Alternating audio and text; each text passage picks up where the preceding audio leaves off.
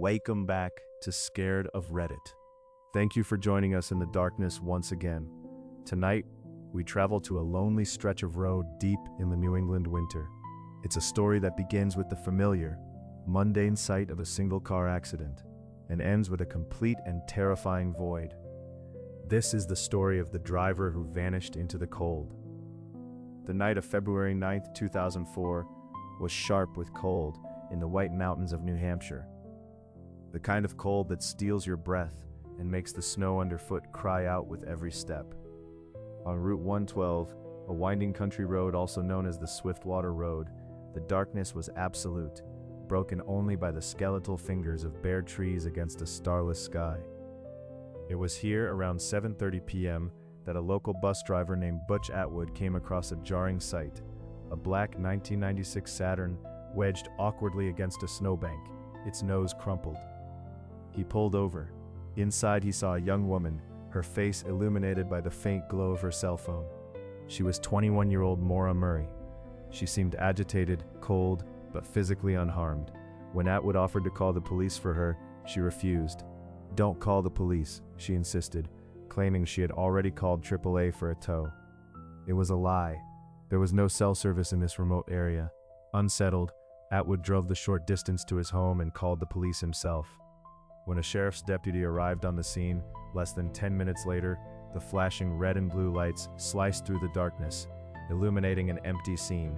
Maura Murray was gone. What the officer found was not a crime scene but a question. The car, Maura's Saturn, was locked. The driver's side airbag had deployed, as had the passengers. A small spiderweb crack marred the windshield. Inside, her belongings sat as if waiting for their owner's imminent return. Textbooks for the nursing classes she was supposed to be attending, credit cards and birth control pills, and on the back seat, a box of Franzia wine. But some things were missing. Her debit card, her car keys, and her new cell phone were gone. Just like her. The initial search was a race against the biting cold. Flashlight beams cut through the woods, illuminating nothing but tree trunks and deep snow. The air smelled of pine and freezing earth. The only sound was the rustle of police jackets and the crunch of boots on the icy road. There were no footprints leading away from the car, no signs of a struggle, no blood, nothing. Maura had stepped out of her car and into the frigid New Hampshire night, vanishing as completely as a breath turning to vapor in the winter air. To understand the vanishing, you have to look at the days before. The days leading up to the crash were a tapestry of bizarre and frantic behavior. 4 days prior, Maura was at a party on the UMass Amherst campus, where she was a promising nursing student. Her friend said she was distant. 2 nights later, she borrowed her father's new car and crashed it, causing thousands of dollars in damage. The details of that accident remain murky. The very next day, a Sunday, she was on the phone with her sister, planning a future trip. Then, another call, this one to her boyfriend, ended with her sobbing, though she never said why. Hours later, she began to move. She used her computer to search for directions to the Berkshires and Burlington, Vermont. She packed a duffel bag, not with casual clothes for a winter getaway, with her favorite stuffed animal, her birth control, and an assortment of toiletries. She withdrew nearly all the money from her bank account, $280. Then, on Monday morning, she sent an email to her professors and her work supervisor, lying about a death in the family and saying she would be gone for a week. That afternoon, she bought the alcohol police would later find in her car and drove north, not towards the family home she claimed to be visiting, but towards the dark woods of New Hampshire. As news of her disappearance spread, her family descended on the small New Hampshire town. Her father, Fred Murray, became the frantic heart of the search. He believed his daughter was alive, that she was taken. He scoured the woods himself, day after day, his grief and desperation, a stark contrast to the procedural, methodical approach of law enforcement. Tensions quickly flared. Fred criticized the police for not doing enough, for treating Maura as just another runaway instead of a missing person in grave danger. He established his own tip line, pursued his own leads, sometimes inadvertently crossing wires with the official investigation. The family's raw public pain fueled media attention, turning a local mystery into a national obsession. But for all the manpower, for all the search dogs and helicopter sweeps, the vast, unforgiving wilderness kept its secrets. The snow eventually melted, revealing the forest floor, but it offered no clues. No clothing, no signs of a camp, no Mora. The forest had simply swallowed her whole. The absence of evidence created a vacuum, and into that vacuum rushed a whirlwind of theories, each more desperate than the last. The most straightforward, and perhaps most terrifying, is that a predator happened upon her disabled car in those few minutes between Atwood leaving and the police arriving. An opportunist who saw a vulnerable young woman alone on a dark road and offered a ride that became an abduction. Another theory suggests she was never alone at all.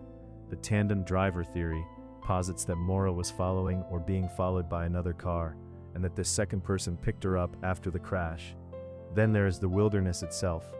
Dazed and disoriented from the crash, perhaps under the influence of alcohol, did she wander into the woods and succumb to the elements? Hypothermia can set in with terrifying speed, leading to confusion and irrational behavior. Authorities found this plausible, but extensive searches of the area, even years later, have turned up no human remains.